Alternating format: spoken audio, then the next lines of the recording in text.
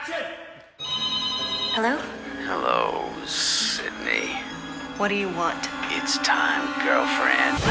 Someone has taken their love of sequels one step too far. You want to be one of the big boys? Manson? Bundy?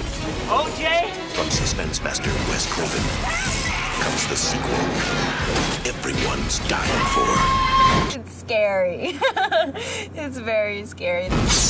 We're gonna do a little murdering. Let's see some blood and guts.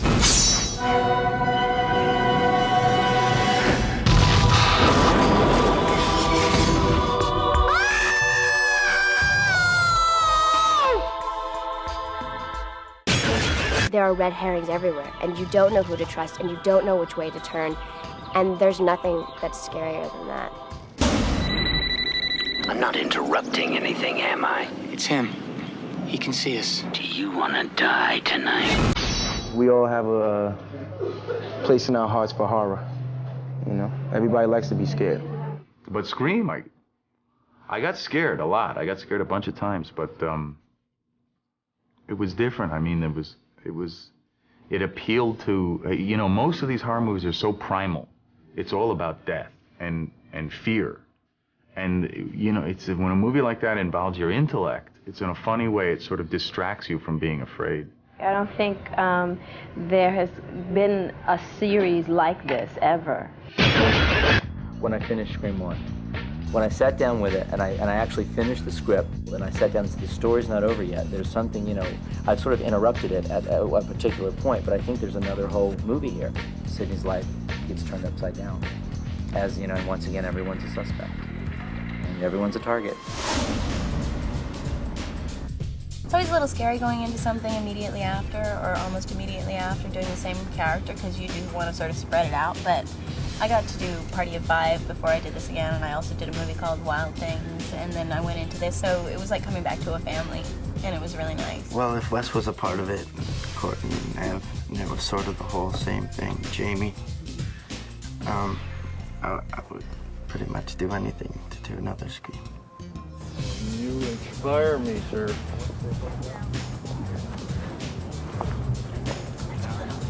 Gotta make it nice with the director. You know, it was like going back home. It was so easy just to fall right back into the same rhythm. Now, if you'll excuse me, I have some oozing to do.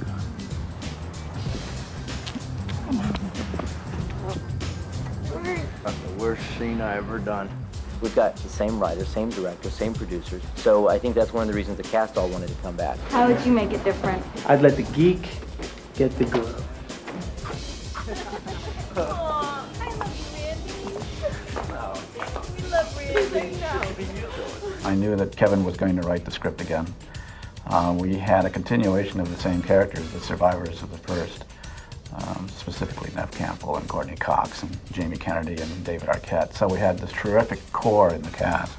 And then we had the buzz of a hit picture before us to bring in even more new cast at a very high level. Certainly Jerry O'Connell, Jada Pinkett, Omar Epps, Tim Oliphant, Sarah Michelle Gellar. They're stars in their own rights, either from television series or from movies. Seriously, Wes, why can't he just walk down the steps? Can you hit a mark? He can hit a mark. Put a dog biscuit on it, hit a mark. Rudy, can you hit a mark? See that? Very attentive dog. Are you sag, Rudy? Sag again. All right, you got it. Put him in there.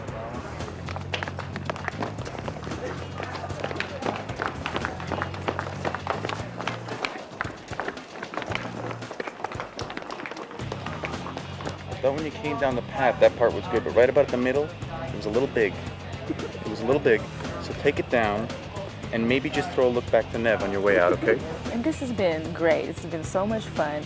It's been unbelievable. Everybody is so nice. I'm having such a great time. Shit, I'm crushed. That's disgusting, Derek. I can't be with an alcoholic.